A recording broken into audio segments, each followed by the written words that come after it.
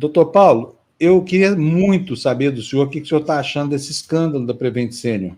Assim, eu não sei, olha, ontem nós entrevistamos o Dr. Walter Sintra, que é uma pessoa que a gente reputa muito séria, e ele reclamou muito que a gente está, assim, ele não falou diretamente isso, mas mais ou menos isso, que a gente está diante de um crime, que é o vazamento dos prontuários dos pacientes da Prevent Senior. Agora, eu pessoalmente acho que é muito mais grave o que a Prevent Senior fez, e que só se desvendaria realmente com recurso a esse prontuário. Queria saber a opinião do senhor sobre a Prevent Senior e sobre isso especificamente. Bom, eu acho que não tem uma situação que possa combinar tanto, o elenco tão grande de erros e de desvios da conduta certa.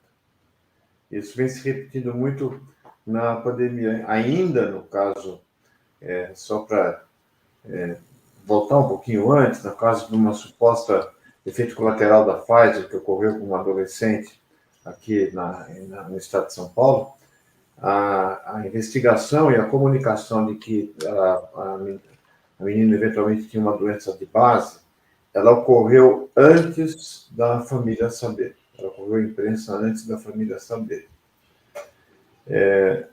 E no caso da Prevent Senior, o que está, de fato, eu acho que o Walter tem razão e você tem razão.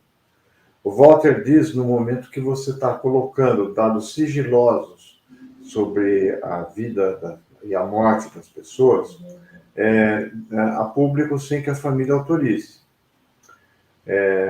Do outro lado, se for confirmado de que houve uma modificação do diagnóstico, pelo menos isso que se imagina que tenha ocorrido, de que o indivíduo, depois de 14 dias, quando ele deixava de ser, teoricamente, que era o tempo de isolamento que você cumpre, quer dizer, ele contrai Covid, e depois de um tempo, vai morrer depois de 3, 4 semanas, a partir de 14 dias, eles diziam que aquela morte por Covid não era causada por Covid, era causada por uma pneumonia. Isso é uma infração, porque no atestado de óbito, eles colocam existem 4 linhas para ser colocada. Então, assim, é uma pneumonia devido a uma síndrome respiratória aguda devido à infecção ao indivíduo ao Covid-19. Eles paravam e tiravam o Covid-19. Então, parecia que o indivíduo tinha uma pneumonia hospitalar, uma pneumonia associada ao ventilador, e colocava as comorbidades nas 2 linhas de baixo que permitem dizer quais eram as condições que predispuseram aquela situação. Se isso de fato for verdade, e se isso merece uma investigação que vai além da ética médica, ela já entra na esfera criminal. No primeiro caso,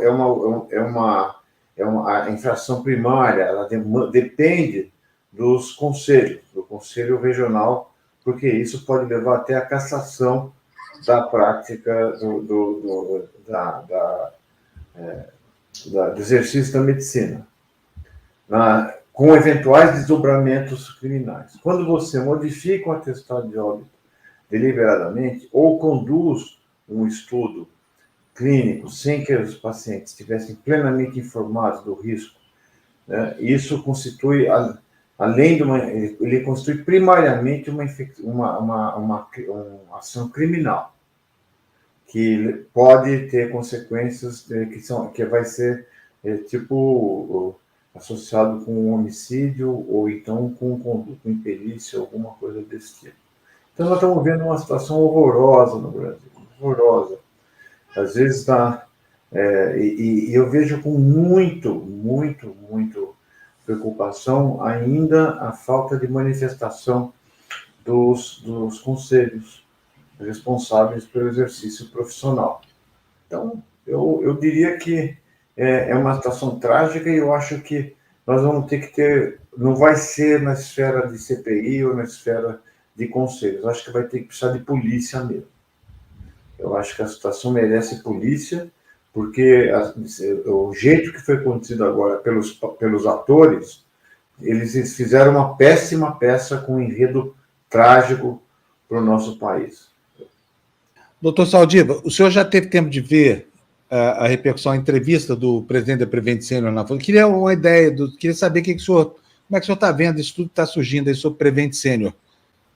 eu estou escandalizado com isso. Não sei se o senhor, que é médico, tem uma outra visão, mas eu quero muito saber o que o senhor pensa sobre isso.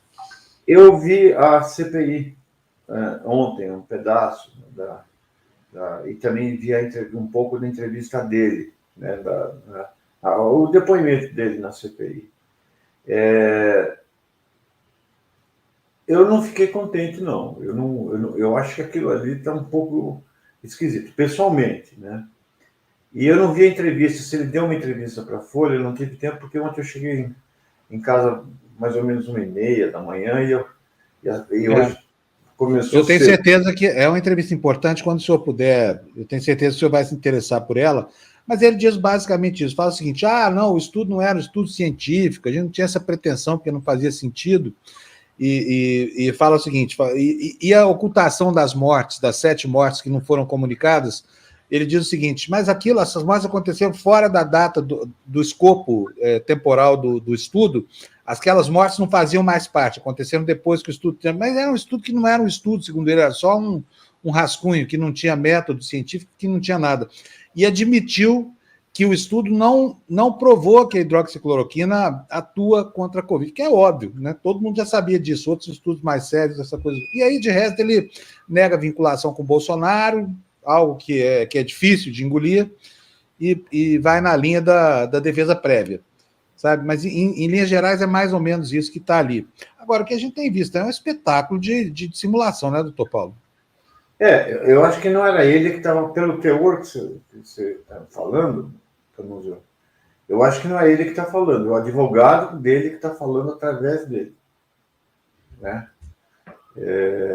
Quem vai falar é de fato o que aconteceu.